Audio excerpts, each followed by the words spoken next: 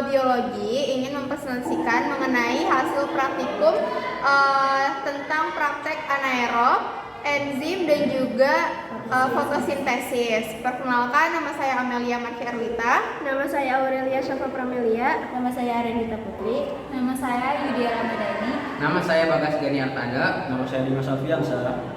Oke, jadi yang pertama itu kita akan menjelaskan mengenai anaerob. Ini kita akan menjelaskan pengaruh suhu dan jenis larutan terhadap gas oksigen pada fermentasi anaerob. Di sini terdapat 5 landasan teori. Yang pertama ada fermentasi anaerob adalah proses penguraian senyawa organik, terutama gula menjadi energi, alkohol dan gas karbon dioksida tanpa melibatkan oksigen bebas. Yang kedua ada ragi, yaitu mikroorganisme uniseluler dari kelompok fungsi yang banyak digunakan pada industri makanan. Yang ketiga ada pengaruh suhu terhadap fermentasi, yaitu suhu optimum pada ragi berkisar 27-32 derajat Celcius. Yang keempat ada peran gula atau substrat sebagai sumber energi utama bagi ragi. Dan yang terakhir ada indikator fermentasi atau pengembangan balon. Gas CO2 dihasilkan selama fermentasi dapat ditangkap oleh balon yang dipasang di ujung botol.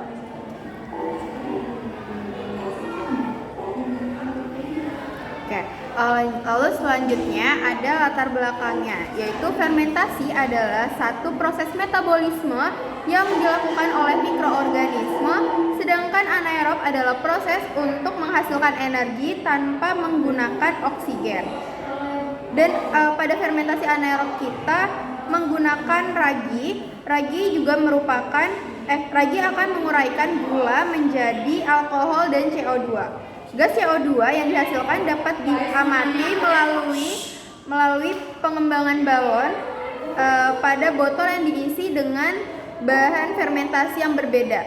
Itu dapat membuktikan bahwa faktor lingkungan seperti suhu atau sumber gula sangat mempengaruhi aktivitas ragi. Suhu yang sesuai atau tidak terlalu dingin atau tidak terlalu panas itu akan mempercayai metabolisme enzim, tetapi jika suhunya terlalu dingin atau terlalu panas akan memperlambat proses fermentasi. Oke. Lalu di sini ada rumusan masalah. Yang pertama, bagaimana pengaruh suhu dan jenis larutan terhadap produksi gas pada fermentasi anaerob. Lalu yang kedua, adakah pengaruh suhu dan jenis larutan terhadap produksi gas pada fermentasi anaerob? Oke. Lalu di sini hipotesis pertama itu diperkirakan adanya perbedaan suhu dan jenis akan mempengaruhi aktivitas ragi dalam menghasilkan CO2 pada fermentasi anaerob. Lalu hipotesis 2, diperkirakan terdapat pengaruh nyata antara suhu dan juga jenis larutan terhadap aktivitas ragi yang ditunjukkan oleh pengembangan balon.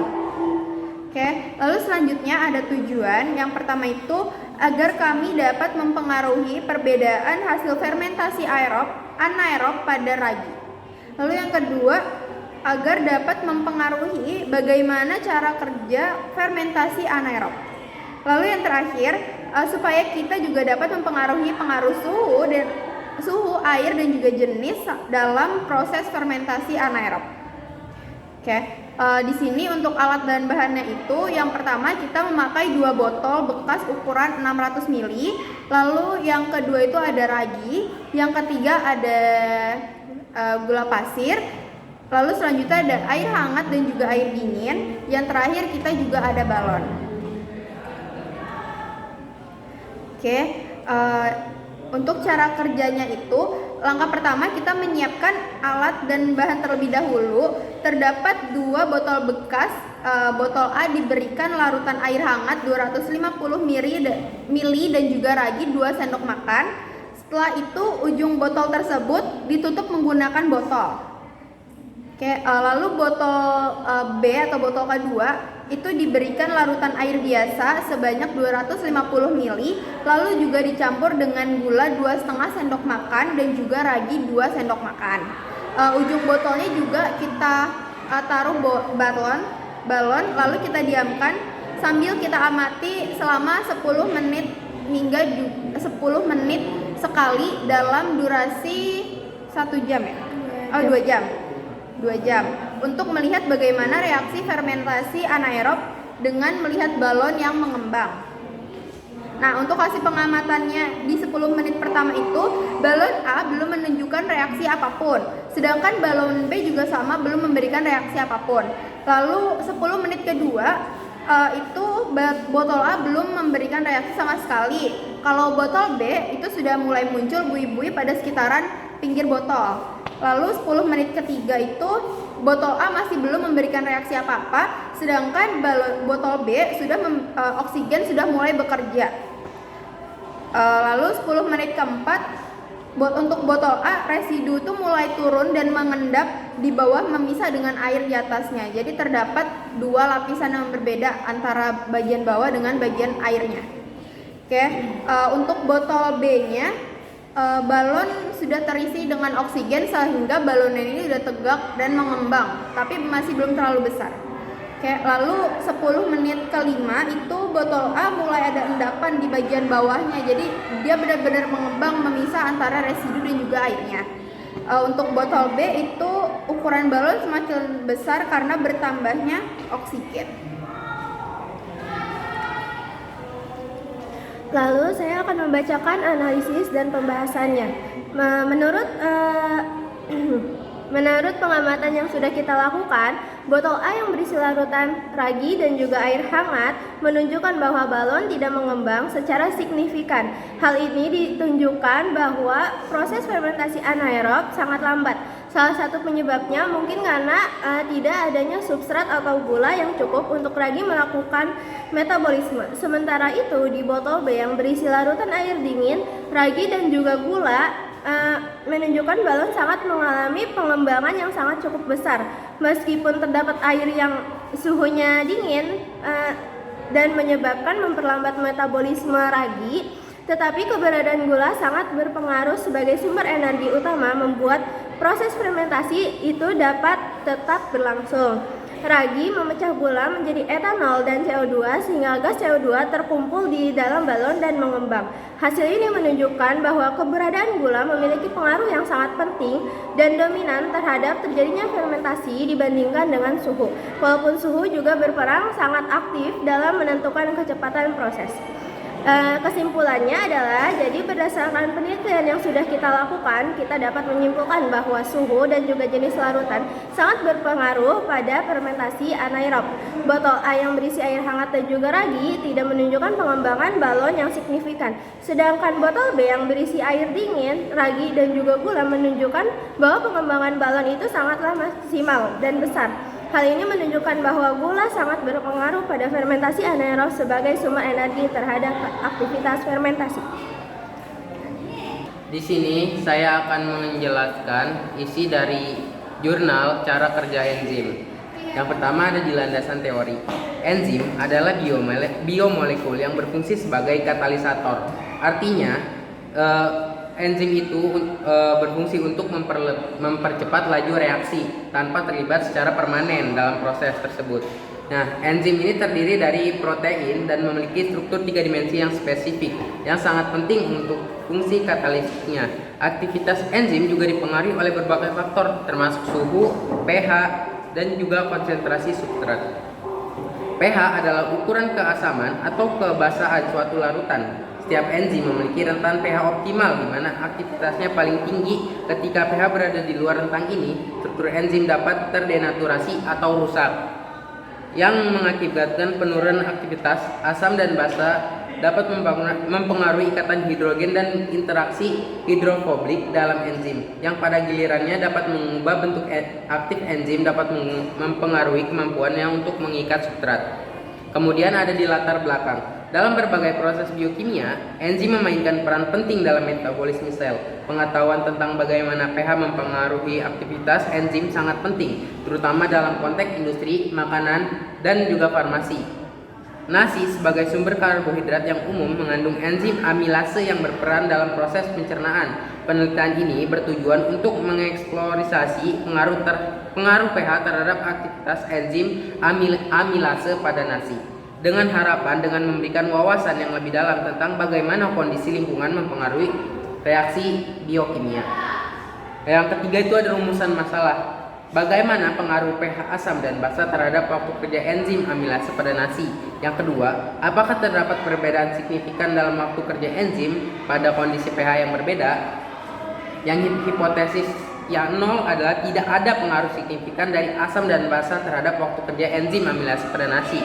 Kemudian hipotesis 1, ada pengaruh signifikan dari asam dan basa terhadap waktu kerja enzim amilase pada nasi. Selanjutnya, saya akan membacakan tujuan kelompok kami melakukan percobaan ini. Kelompok kami mengambil dua tujuan untuk melakukan percobaan ini. Yang pertama, mengetahui pengaruh pH terhadap aktivitas enzim amilase pada nasi. Dan kedua, menganalisis perbedaan waktu kerja enzim pada kondisi pH yang berbeda. Yang pertama tanpa asam dan basa, kedua dengan asam, dan ketiga dengan basa. Selanjutnya ada alat dan bahan. Untuk alat yang kami gunakan ada 1 sendok dan 1 tempat makan. Dan untuk bahannya ada nasi 200 gram, jeruk nipis 1 buah, dan baking soda sekitar 80 gram. Selanjutnya itu ada cara kerja. Pertama, siapkan nasi yang telah dimasak dan dibagi menjadi 2 kelompok. 1 kelompok tanpa perlakuan asam atau basa, 2 kelompok lainnya dengan perlakuan asam dan basa. Terus selanjutnya lakukan percobaan dengan mengukur waktu yang dibutuhkan enzim amilase untuk memecah pati dalam nasi pada setiap kondisi pH. Catat waktu yang diperlukan untuk setiap perubahan. Selanjutnya ada tabel pengamatan. Di sini kelompok kami mengambil 2 subjek, yaitu ada Arin dan Bagas. Nah, yang tabel pertama itu tanpa asam atau basa. Untuk Arin dia mendapatkan 24,91 detik, dan untuk Bagas mendapatkan 43 detik. Dan dengan asam, untuk Arin mendapatkan 32 detik, dan untuk Bagas mendapatkan 1 menit. Dan yang terakhir dengan basa, untuk Arin mendapatkan 33 detik, dan untuk Bagas mendapatkan 1 menit 44 detik. Selanjutnya ada analisis dan pembahasan. Dari tabel pengamatan terlihat bahwa waktu kerja enzim amilase bervariasi tergantung pada kondisi pH. Pada kondisi tanpa asam atau basa, waktu kerja enzim relatif lebih cepat, yaitu 24,91 detik untuk Arin dan 43 detik untuk Bagas. Namun, ketika ditambahkan asam, waktu kerja meningkat menjadi 32 detik untuk Arin dan 1 menit untuk Bagas. Penambahan basa juga menunjukkan peningkatan waktu kerja, yaitu 33 detik untuk Arin dan 1 menit 44 detik untuk Bagas. Terakhir yaitu ada kesimpulan. Kesimpulannya adalah bahwa hipotesis 1 benar, bahwa ada pengaruh signifikan dari asam dan basa terhadap waktu kerja enzim amilase pada nasi, dan hipotesis 0 salah. Sekian, terima kasih. Selanjutnya kita akan menjelaskan tentang pengaruh cahaya matahari terhadap cara kerja fotosintesis. Yang pertama, landasan teori. Fotosintesis adalah proses biokimia yang dilakukan oleh tumbuhan, alga, dan beberapa bakteri untuk mengubah energi cahaya menjadi energi kimia dalam bentuk glukosa. Fotosintesis terdiri dari 2 tahap utama, yaitu reaksi terang dan reaksi gelap. Reaksi terang yang dimana terjadi di membran tilakoid kloroplas, di mana cahaya matahari digunakan untuk memecah air menjadi oksigen, proton, dan elektron. Energi yang dihasilkan digunakan untuk memproduksi ATP dan NADPH. Kedua, reaksi gelap atau disebut dengan siklus Calvin yang terjadi di stroma kloroplas, di mana ATP dan NADPH digunakan untuk mengubah karbon dioksida menjadi glukosa. Proses ini tidak memerlukan cahaya secara langsung, tapi bergantung pada produk dari reaksi terang. Nah, selanjutnya adalah latar belakang. Fotosintesis adalah proses vital bagi kehidupan di bumi karena menyediakan oksigen dan menjadi sumber utama energi bagi hampir semua organisme. Penelitian ini bertujuan untuk memahami pengaruh cahaya matahari terhadap cara kerja fotosintesis dan berfokus perbandingan antara fotosintesis yang terjadi dalam kondisi terang maupun gelap. Dengan ini kita bisa memahami perbedaan dan kita dapat menghargai pentingnya cahaya matahari dalam ekosistem. Selanjutnya ada rumusan masalah. Yang pertama, bagaimana pengaruh cahaya matahari terhadap cara kerja fotosintesis. Dan yang kedua, apakah terdapat perbedaan jumlah gelembung pada kondisi terang lebih banyak dibandingkan pada kondisi gelap. Nah, selanjutnya ada hipotesis. H0 tidak ada pengaruh signifikan dari cahaya matahari terhadap jumlah gelembung oksigen yang dihasilkan selama fotosintesis. H1 ada pengaruh signifikan dari cahaya matahari terhadap jumlah gelembung oksigen yang dihasilkan selama fotosintesis. Selanjutnya ada tujuan. Tujuan yang pertama untuk mengetahui pengaruh cahaya matahari terhadap fotosintesis. Yang kedua, menganalisis perbedaan jumlah gelembung oksigen yang dihasilkan dalam kondisi terang dan gelap. Nah, selanjutnya ada alat dan bahan. Alatnya itu ada gelas plastik dan bahannya ada air dan tanaman air. Tanaman airnya kita menggunakan eceng gondok.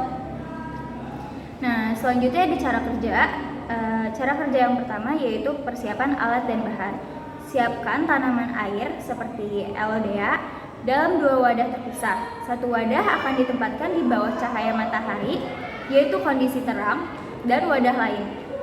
Wadah satunya lagi akan ditempatkan di tempat yang gelap atau yang disebut dengan kondisi gelap. Selanjutnya, cara kerja yang kedua ada pengamatan.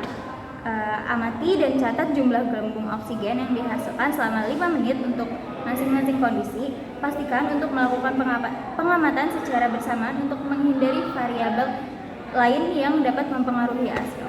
Nah, selanjutnya ada tabel pengamatan nih. Kondisi pertama ada kondisi gelap. Jumlah gelembung oksigen di 5 menit itu ada sedikit, cuma sekitar 1-2 gelembung. Sedangkan di fotosintesis yang terang itu jauh lebih banyak, sekitar 5-10 gelembung. Selanjutnya ada analisis dan pembahasan. Hasil pengamatan menunjukkan bahwa jumlah gelembung oksigen yang dihasilkan selama fotosintesis terang jauh lebih banyak dibanding dengan fotosintesis gelap. Pada kondisi gelap, fotosintesis tetap dapat berlangsung tetapi sangat terbatas karena tidak ada cahaya untuk mendukung reaksi terang. Sebaliknya, pada kondisi terang, cahaya matahari menyediakan energi yang cukup untuk memecah air dan menghasilkan oksigen secara efisien. Nah, peningkatan jumlah gelembung oksigen pada kondisi terang menunjukkan bahwa cahaya matahari berperan penting dalam meningkatkan laju fotosintesis. Hal ini sejalan dengan teori bahwa reaksi terang memerlukan cahaya untuk menghasilkan ATP dan NADPH yang kemudian digunakan dalam reaksi gelap untuk memproduksi glukosa. Nah, jadi kesimpulannya percobaan ini merupakan kesimpulan yang kita ambil dari percobaan itu. Jadi hipotesis pertama itu benar, ada pengaruh signifikan cahaya matahari terhadap jumlah gelembung yang dihasilkan selama fotosintesis, dan hipotesis 0 itu salah. Sekian dari kami. Assalamualaikum warahmatullahi wabarakatuh.